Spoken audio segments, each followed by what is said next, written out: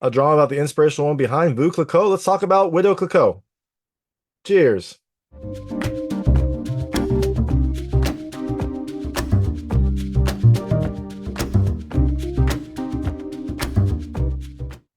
Hey everyone, it's David Stark from Watch Our Past, and I'm here to talk to you about Widow Clicquot, which is coming to theaters on July 19th, 2024. It is a true story of the Grande Dame of Champagne, Barbe-Nicole Ponsardin Clicquot. I probably butchered that, but she's the person behind everyone's favorite orange champagne, Veuve Clicquot, and this tells the story of how she kind of got there. It is an interesting story, it is inspirational. My hot take is, I think you should watch it later. I like this movie a lot. I thought it had some really great music, a really interesting story, and a great cast, but it does have some aspects that are a little bit slow, a little bit confusing. So I definitely think you should watch it because it's an interesting story based on a real person. Maybe wait for it to come to streaming or on demand. So all that being said, I'm gonna tell you a little about the film, a few things I like, a few things I didn't like, and really quickly go into a recap. It's based on a true story, but I liked the story, so I'm gonna talk about it briefly.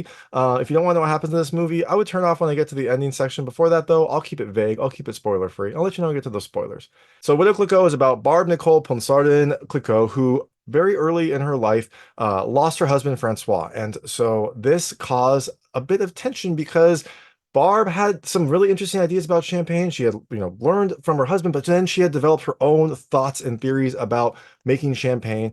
She wants to put this into practice. She wants to keep her family home. She wants to stay making wine, but all of the men around her don't want her to.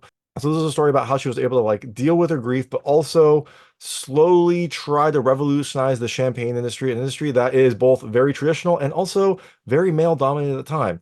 Does she succeed? Is she able to? Well, I mean, you can go out and buy a Veuve Clicquot, so something went right, but you'll see exactly what went right in the movie. So, things I liked about this movie. The first, I love the music. It is a really, really beautiful soundtrack. Just like really nice strings, really great classical music that give you kind of an air of the period. This is a period piece. It's the late 1700s, early 1800s. So you are definitely going to get that kind of like classical feel, and the music really puts you there. The second thing I love the cast. It has some really great performances by Haley Bennett, Tom Sturridge, and Sam Riley. They definitely sell the story, sell the drama here, and it definitely makes you root for and sympathize for all of them.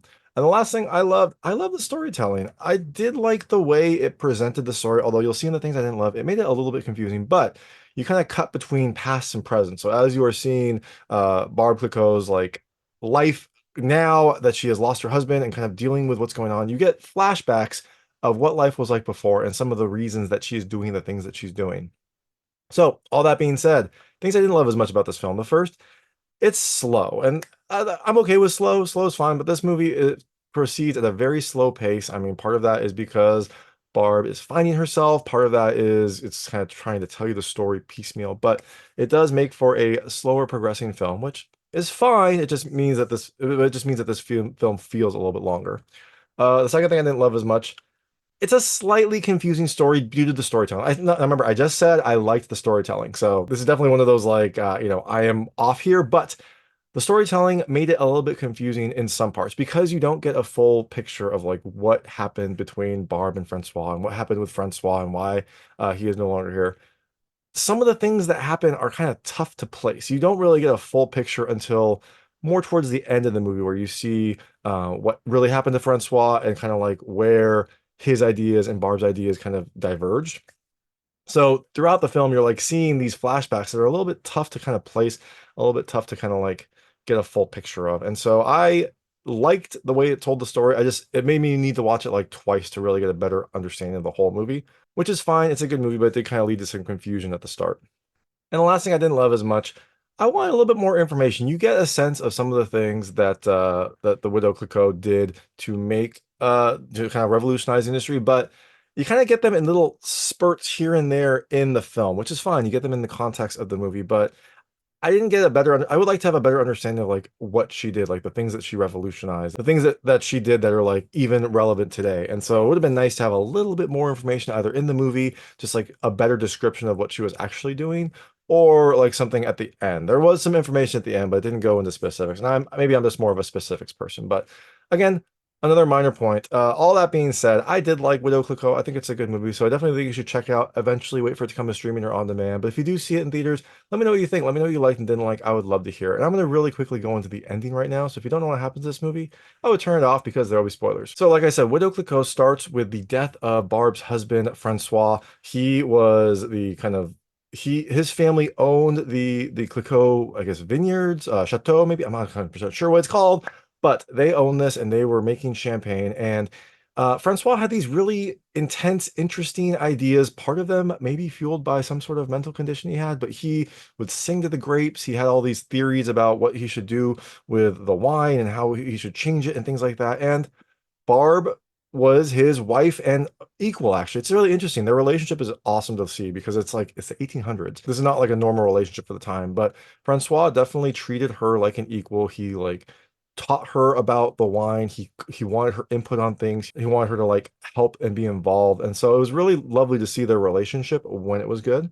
But through this, Barb picked up on some of the things that Francois was talking about and also created some of her own ideas, which you don't really get a good sense of that until a little bit later in the film. But when Francois did die, his family comes in and they want to sell the vineyard. They don't think that Barb can run it. They don't want to run it, and so they just want to sell it to Moet so they can take advantage of the land, but no one has to continue. And Barb is like, no, like this is Francois's dream. He's still here. I want to continue his legacy. So Barb takes on the task of becoming like the manager owner of this vineyard, which is a big task for anyone, especially for someone who hasn't done a lot of it, and also someone who is a woman in this time. It is tough for her to get the respect of the people. It is not common, as you can see later in the movie, when people start like wondering if she's up for the task. It's tough for her to like get respect from some of the workers and whatnot, but she does it, she perseveres, and she uses some of her own ideas, some of the things that she's thought of to really kind of revolutionize the champagne industry. Some of the things that she does, she wants to move the vines around so they're stressed. Everyone wanted them to be like well watered and whatnot, which is normally good for plants. But she thinks that stressing the vines will turn in a better grape, which I believe is the case. I think that's actually true. If the vines are a little bit stressed, they produce, better fruit, better winemaking fruit. She wanted to blend some different wines. She did some presses with the skin on, like some red wine grapes for champagne with the skins on, things like that. She also did something with the sediment, something with turning it to help it ferment or to help the sediment settle. Not 100% sure again, like you don't get a full list, but she did a lot of revolutionary things to try to make this work. Now, unfortunately for her, her early days were not super successful. Her first kind of vintage was interesting, but it was in the middle of Napoleon's wars, and so there was an embargo on, I guess, exporting champagne out of France. And so she worked with this wine distributor seller, Louis, who went and was going to sell the wine in Denmark. So they get their first press. She has to like convince her father-in-law to, like allow her to do it. She gets it there. She gets it all bottled. It is perfect. It's ready to go. They go in the night so they won't be noticed. Louis goes and sells this wine. And then unfortunately, I guess the heat and the travel caused the wine to spoil. So their entire first press was spoiled. Not good. Not good at all. So when this news comes back to them, Louis is still in like Amsterdam trying to sell off the glass because the wine was spoiled, but the glass is worth something. So he's trying to like salvage what he can. But during this time, Barb's father-in-law comes and is upset, as you can imagine, that their entire like sparkling wine harvest, vintage, whatever has been spoiled and lost. So Barb asks, he basically says like, you've had your chance. We're going to sell. And Barb asks for one more chance. She says, just let me do it one more time. She talks about how Francois is in the vines here, how this was Francois's dream, and she wants to give him one more chance. And she brings up the fact that, Francois had some sort of mental condition that neither of them noticed. And she doesn't blame him. I like the way that she kind of approached this. She doesn't blame him, but she says that like, hey, he is dead because of them. And so she wants to give one more chance to like honor his ideas and his legacy. So her father-in-law accepts this. They have to sell off some stuff in the chateau to, make to fund the next harvest, but they're able to do it. And then they get some good news. Louis comes back and says that there were 8 bottles that were salvaged from that entire shipment, and he sold them to a friend he has in Russia who loves them and actually pre-purchased their entire next bottling because he like liked exclusive wine. He thought this was good. He wanted to like brag about it to his friends, and so he pre-purchased their entire next bottling. So now there is some life. Barb has some cash flow. She knows that her crop will be sold, and so she's able to continue and try again. And during this time, Barb and Louis become very close. Barb, after Louis gives her this information and he's staying at their estate, Barb and Louis hook up. So Barb is both thriving, in the fields and also in her personal life. And she has a shipment of champagne ready to go. Now, there was one brief scene where there is a battle like outside the on the periphery of their area, and everyone is really worried. It seems fine though, because apparently there was no damage to the champagne to the region. So you have this like harrowing night, and then nothing happened. But now Barb gets her next shipment ready, her next press ready. This is, I guess, a famous bottling of Veuve Clicquot. It is like apparently there was like a comet in the sky during this time that was visible, and so she made this her comet vintage, and she used some of her techniques to like, I guess, get the champagne ready early. She said it was ready months in advance, months before some of the other distributors in the region. So she was able to get like the first vintage out, and then also it had been pre-sold, so she was doing very well. Everything seems to be coming up Barb until she gets a court case, a claim against her saying that she is violating the Napoleonic Code. And so now she has to defend herself again. She gets ready to go to court. And as you imagine, this was some trumped up charge, basically just to like get, get her to get her to be relieved of her duties and allow Moe to buy the land. They say things like, "Oh, well, she's distributing months before, so the entire region's champagne is going to be judged on her inferior product." And also she is crazy because we've seen her out there like in the mud singing to her vines. Like, is she really able to manage this vineyard? And her accountant slash apparently lawyer is a very, very good friend. He brings up the fact that, well, under the Napoleonic Code, a wife is able to run the business of her husband who has died. And so then they bring up her personal life and they say, well, she is a widow only in name. The Moy lawyer calls one of her workers who seems to have a grudge against her because she is asserting her dominance over him. He doesn't like outwardly do much, but this is one of his instances where he comes in and says, well, she has been intimate with Louis, and so she is a widow only in name, only to like take advantage of the law. So as you can imagine, dragging all of her stuff in here, trying to get her to get dethroned.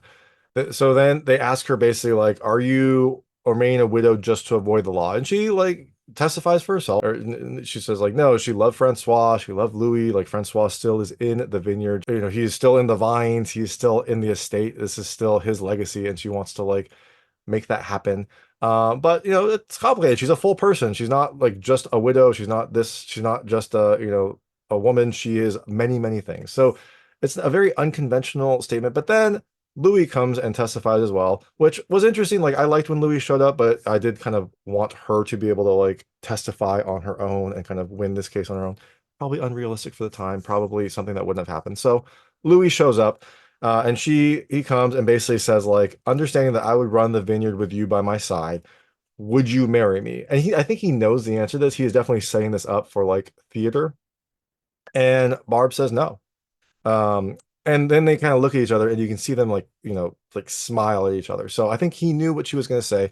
She uses this to show that like she is still a widow. She is remaining a widow. She's not, just a widow under the law. And then that's the ending of the movie. That is it. Presumably, she gets to keep her land because then we see some information about her after the fact. She lived at the age of 89. She never remarried, and her innovations revolutionized the industry over 50 years. Again, I wish I would have known what those innovations were. It sounds like, if I'm just guessing here, stressing the grapes to make them have more intense flavor, mixing some varietals of grapes for champagne to have more interesting characteristics, something about the bottling which reduces sediment, maybe making the champagne clear. Haley Bennett or Thomas Napper mentioned that champagne was cloudy before her innovation, so something about that made the champagne clear, made the bubbles smaller, things like that. But I really wish I would have known a little bit more, just some of the innovations. I just would have liked to know. But you also find out that her inaugural Comet vintage, which is that vintage that she sold to that the Russian aristocrat prince, I'm not sure who, someone very rich in Russia, is still regarded among the greatest in the history of winemaking. So you find out that she has a great legacy. I mean, her legacy. You've seen those orange bottles. You've seen the Veuve Clicquot rooms. It is a really wonderful champagne, and all of this is thanks to her innovation. So that is Widow Clicquot. It comes to theaters on July 19th, 2024. And like I said, I think you should watch later. Wait for it to come to streaming or on demand. But if you do check it out, let me know what you think. Let me know what you liked and didn't like. I would love to hear it. And thanks so much for watching. If you like this review, please like and subscribe to this channel. It helps me out a lot. Make sure all my new content goes straight to you. Thank you.